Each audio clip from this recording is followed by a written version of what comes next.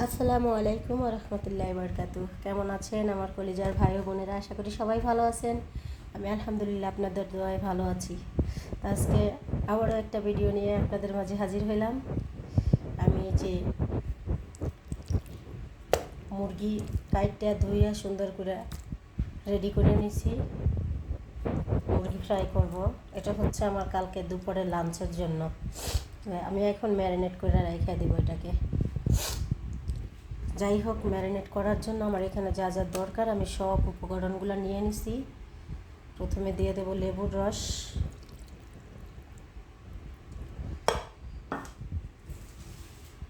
তারপরে এখানে আমি নিয়ে নিছি মশলা, এই যে টমেটোর পেস্ট, রসুন থেতো করে নিছি, লবণ, ধনিয়ার গুঁড়া, মরিচের গুঁড়া, হলুদের গুঁড়া, আর এটাও আরেকটা মরিচের গুঁড়া, এটা ঝাল নাই, ঠিক আছে, আর গোলমরিচের গুঁড়া। এই যে এগুলো আমি সব একবারে দিয়ে দিলাম।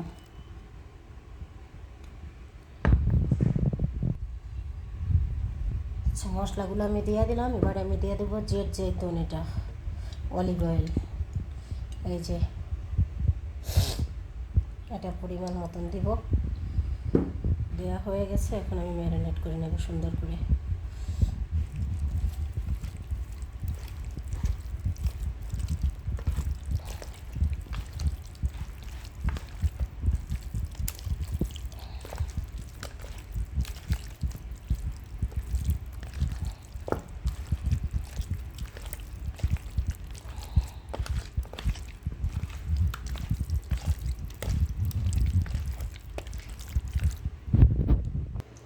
এই যে মুরগিটা আমার ম্যারিনেট করা হয়ে গেছে সুন্দর করে। আমি পাত্রটাও চেঞ্জ করে নিছি, কারণ এটা এখন ফ্রিজে রাখবো, কালকে দুপুরে এটা ফ্রাই করব। আমি এখন লাইলন দিয়ে পেঁচায় রাখবো, যেন কোনোভাবে এটার ভিতরে হাওয়া বাতাস না ঢুকতে পারে।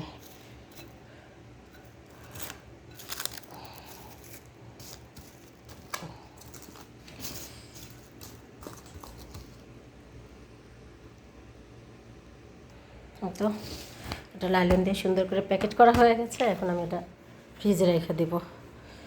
কালারটা কত সুন্দর আসছে না? আমার এখন অনেক কাজ আছে।